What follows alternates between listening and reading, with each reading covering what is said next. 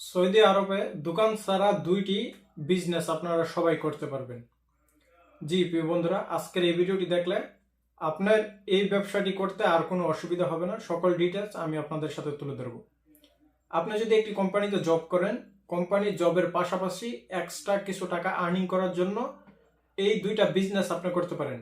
এই দুইটা বিজনেস করতে গেলে আপনাদের তেমন কোনো ইনভেস্টও লাগবে না বা তেমন কাগজপত্র কোনো ঝামেলা নাই, যেমন বলদিয়ার কোনো অসুবিধা নাই বা গভর্নমেন্ট কোনো প্রবলেম নাই, কোনো ধরনের কোনো অসুবিধা ছাড়াই আপনারা এই দুইটা ব্যবসা ঘরে বসে থেকে করতে পারবেন মাত্র কিছুটা সময় ব্যয় করে। এবং যেই টাকাটা আপনার প্রফিট করবেন এই টাকাটা দেখা যাবে যে আপনার কোম্পানিতে যেই স্যালারি পাচ্ছেন তার সমান সমান হয়ে যাবে যদি আপনি সুন্দরভাবে করতে পারেন। সো প্রিয় বন্ধুরা, এর জন্য আমাদের কি করতে হবে? এক নাম্বার যে ব্যবসাটি সেটি যদি বলি, সেটি হচ্ছে আপনারা কাজের পাশাপাশি বিকাশ ব্যবসাটি করতে পারেন।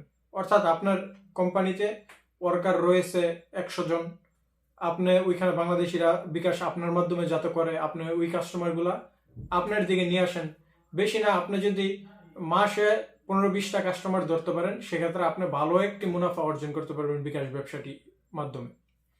এখন প্রশ্ন হলো যে বিকাশ ব্যবসাটি আমরা করবোটা কিভাবে, আমরা শুরুটা কিভাবে করব? সো শুরুটা করার জন্য আপনাকে এখানে যে আপনি বিকাশের কাস্টমার নেবেন এবং বাংলাদেশ থেকে বিকাশ এজেন্সি একজন টাকাটা কাস্টমারের কাছে পৌঁছাইবে, আপনি রিয়াল নিয়ে নেবেন, কিন্তু টাকা কিন্তু আপনি পৌঁছাবেন না, আপনার হয়ে কাজ করবে বাংলাদেশের একজন বিকাশ এজেন্ট। সো বিকাশ এজেন্ট কেন আপনার সাথে কাজ করবে সেই বিষয়ে যদি কথা বলি, কারণ কি প্রত্যেকটা বিকাশের যারা ব্যবসা করে তাদের অ্যাকাউন্টে লক্ষ লক্ষ টাকা পড়ে থাকে। সো ওই টাকাগুলো তারা যখন উত্তোলন করবে তখন বিকাশ কোম্পানি থেকে একটা অ্যামাউন্ট কাটবে যেটি দিয়ে তারা প্রফিটেবল না, কিন্তু যখন আপনার কাস্টমারের কাছে তার টাকাটি পাঠাই দিবে এবং এর বিনিময়ে আপনি তাকে অ্যাকাউন্টে টাকা দিবেন অথবা ক্যাশ টাকা দিবেন, তার প্রফিট হবে। সো তার টাকাগুলো পাঠানোর জন্য কিন্তু সে আপনার সাথে বিকাশের ব্যবসাটি করার জন্য আগ্রহী প্রকাশ করবে। সো আপনি যেই এলাকাতে আছেন এবং ওই এলাকার যেই বিকাশ ব্যবসায়ী তার সাথে কথা বলেন, ভাই আমি আপনার সাথে ব্যবসা করতে চাই, আপনি আমার কাস্টমারের কাছে টাকা পাঠাইবেন, আপনি যদি 1 লক্ষ টাকা পাঠাই থাকেন আমি এর বিনিময়ে আপনাকে 1 লক্ষ টাকাই দিব, 1 টাকা বেশি দিব না। সো উনি আপনার সাথে বিকাশের ব্যবসা করার জন্য নির্দ্বিধায় ইচ্ছা প্রকাশ করবে। সো এখন প্রশ্ন হলো ওনার কিভাবে লাভ, যেটি তো বললাম উনি টাকাটি উত্তোলন করতে পারবে না, কারণ উত্তোলন করতে গেলে ওনার থেকে একটা অ্যামাউন্ট কাটবে বিকাশ কোম্পানি। যখন উনি টাকাগুলো আপনার কাস্টমারকে দিয়ে দিবে এবং এর বিনিময়ে আপনি ওনাকে টাকাটা দিয়ে দিচ্ছেন, সো উনিও লাভবান হচ্ছে। আপনি কিভাবে লাভবান হচ্ছেন সেই বিষয়টা যদি বলি, এখন আপনি 1 লক্ষ টাকা পাঠাইছেন একটা কাস্টমারের, সো আপনি রেট দিচ্ছেন, ধরেন বর্তমানে যে সৌদি রিয়ালের রেট সেটি হচ্ছে 32, 20 পয়সা, 25 পয়সা, এই ধরনের বিকাশ রেট থাকে।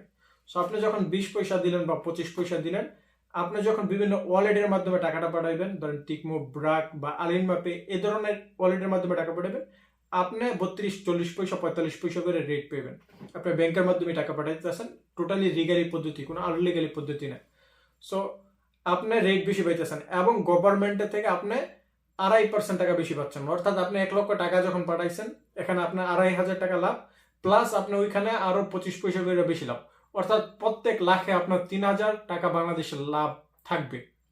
সো আপনি যদি 3 লাখ টাকা পাঠান সেক্ষেত্রে আপনার 9,000 টাকা লাভ, বা 4 লক্ষ টাকা পাঠাইলে আপনার যত টাকা বেশি পাঠাবেন তত লাভ। কিন্তু প্রশ্ন হলো যে অতিরিক্ত টাকা আমরা কিভাবে পাঠাইবো? সো অতিরিক্ত টাকা পাঠানোর জন্য আপনারা ধরেন আপনাদের যে বন্ধু বান্ধবের সহযোগিতা নেবেন, তাদের অ্যাকাউন্টগুলো ব্যবহার করবেন, বা আমাদের আশেপাশে এই ধরনের বন্ধু বান্ধব থাকেই, বা যার থেকেই আপনি যখন একটা কোম্পানির অধীনে কাজ করবেন যার টাকাটা পাঠাবেন তার মাধ্যমে এটা সিস্টেম হয়ে যায়, এটা কোনো আহামরি বিষয় না। এছাড়াও যদি আপনার ব্যাংকে পাঠানোর কোনো অসুবিধা হচ্ছে সেক্ষেত্রে আপনারা বিভিন্ন আরো পদ্ধতি আছে টাকা পাঠানোর, সো ওইগুলো আপনারা ব্যবহার করতে পারেন। সো আমি বলবো না যে আপনারা হুন্ডি ব্যবহার করেন, কারণ হুন্ডিতে আপনারা বেশি একটা প্রফিটেবল হবেন না, কিন্তু আপনারা যখন ব্যাংকের মাধ্যমে পাঠাইবেন সেটা আপনার লাভটা বেশি হবে। এখন আসেন কথা বলি যে 2 নম্বর ব্যবসা কোনটি। 2 নম্বর ব্যবসা হইলো আপনার হচ্ছে আপনারা একটি ফেসবুক পেজ খুলবেন এবং ফেসবুক মার্কেট প্লেস রয়েছে সৌদি আরবের ভিতরে, প্রচুর পরিমাণ কিন্তু ফেসবুক মার্কেট প্লেসে সেল হয়। আপনি জাস্ট একটি প্রোডাক্ট লিস্টিং করে দেখবেন যেই ইউনিক প্রোডাক্ট যেগুলো মানুষের ডিমান্ড বেশি, এই ধরনের প্রোডাক্ট নিয়ে আপনি যখন কাজ করবেন সো এই সমস্ত প্রোডাক্ট অ্যাড করে দেখেন মার্কেট প্লেসে প্রচুর আপনার রিকোয়েস্ট আসবে, অর্ডার আসবে, কিন্তু মার্কেট প্লেস না, মার্কেট প্লেসে তো আপনি বেশি একটা অর্ডার পাইবেন না, দুই একটা যাই আসে। সো এখানে আপনার কোনো টাকা ইনভেস্ট নেই। আপনাকে একটি ফেসবুক পেজ খুলতে হবে। ফেসবুক পেজ খোলার পরে আপনি ওইখানে একটা প্রোডাক্ট লিস্টিং করবেন। প্রোডাক্ট লিস্টিং করার পরে এটিকে স্পন্সর করে দিবেন। স্পন্সর অর্থাৎ আপনি ডলারের মাধ্যমে এটিকে প্রত্যেকের কাছে আপনার যে একটি এরিয়া থাকবে সেই এরিয়ার ভিতরে এই পোস্টটি পৌঁছায় দিবেন। আপনারা দেখবেন ফেসবুকের ভিতরে বিভিন্ন অ্যাড আসে, দেখবেন যে স্পন্সর। সো এই সবগুলা কিন্তু টাকার মাধ্যমে, ডলারের মাধ্যমে মানুষের কাছে পৌঁছায়। সো আপনি যখন ডলারের মাধ্যমে আপনার যে প্রোডাক্টটা মানুষের কাছে পৌঁছাবেন, যার পছন্দ হবে সে এখান থেকে অর্ডার করবো। এক্সাম্পল হিসেবে আমি আপনাদেরকে বলি, আমি যে এই সমস্ত ব্যবসা করছি এবং এই সমস্ত ব্যবসা আমি জানি কি পরিমাণ যে অর্ডার আসবে। সো আপনারা নির্দ্বিধায় ব্যবসাতে আসতে পারেন এবং আমি আপনাদেরকে এতটুকু আশ্বাস করতে পারি আপনারা এখানে প্রফিট অর্জন করবেন, এবং আপনাদেরকে সময় দিতে হবে এবং সঠিকভাবে ব্যবসাটি পরিচালনা করতে হবে। সো আপনি যখন ডলার দিয়ে এই পোস্টটি বোস্টিং করবেন, তখন অনেকের কাছে এই পোস্টটি পৌঁছায় যাবে। আপনার একটা এরিয়া নির্ধারিত করে দিবেন যে এই এরিয়াটার ভিতরে শুধু এই অ্যাডটি চলবে। সো এতটুকু এরিয়ার ভিতরেই কিন্তু মানুষ দেখবে। এবং আপনি ধরেন জার্সি সেল করতে পারেন, বিভিন্ন শুজ সেল করতে পারেন। জার্সি ধরেন আপনি বাংলাদেশের জার্সি নিয়ে আসলেন, সো আপনি কিন্তু এখানে অডিয়েন্স টার্গেট করতে পারবেন। আপনি যদি চান শুধু বাংলাদেশিদের কাছে এই পোস্টটি পৌঁছাইবে, শুধু বাংলাদেশিদের কাছে পৌঁছাইবে। সো ফেসবুক আপনাকে ব্যবসা করার জন্য অনেক সুযোগ দিতে আছে বর্তমানে ফেসবুক পেজের মাধ্যমে। এখন আসুন কথা বলি এখানে আইনি জটিলতা কোনো কিছু আছে কিনা। সো আইনি কোনো জটিলতা নাই। আইনি জটিলতা বলতে গেলে ফেসবুক আপনাকে বৈধ করতেছে, ফেসবুক আপনাকে অ্যাকাউন্ট দিতেছে এবং ব্যবসা করার জন্য সুযোগ করে দিতেছে। সো এখানে আইনি কোনো জটিলতা নাই। একটি প্রবলেম আপনারা ফেস করবেন, যেটি হচ্ছে ক্যাশ হ্যান্ড ডেলিভারি। এটি আপনারা একটু অসুবিধা, যদি আপনার কাছে নিজের গাড়ি থাকে সেক্ষেত্রে করতে পারবেন, কিন্তু ক্যাশ হ্যান্ড ডেলিভারিটা একটু জটিলতা নিয়ে আসবে। অনেক সময় দেখা যাবে যে বিভিন্ন জায়গা থেকে আপনাকে অর্ডার করবে।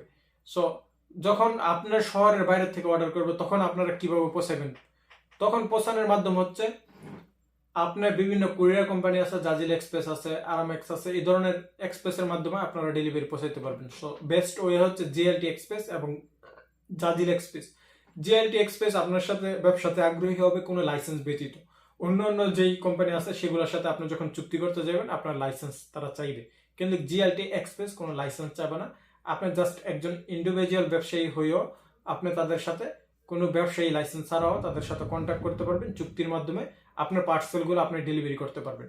সো প্রিয় বন্ধুরা, আপনারা চাইলে এটি শুরু করতে পারেন, এবং এরই আমি প্রত্যেকটি ভিডিও আপনাদেরকে, যেহেতু আমি নিজে ব্যবসাগুলোতে যুক্ত, আমি আপনাদেরকে স্টেপ বাই স্টেপ কিভাবে পেজ করবেন, কিভাবে বুস্টিং করবেন, কিভাবে অর্ডার কনফার্ম করবেন, এ টু জেড আপনাদেরকে ভিডিওর মাধ্যমে তুলে ধরবো। সো অবশ্যই আপনারা আমার সাথে যুক্ত হয়ে যান। যুক্ত হয়ে গেলে প্রত্যেকটি ভিডিও আপনারা পেয়ে যাবেন।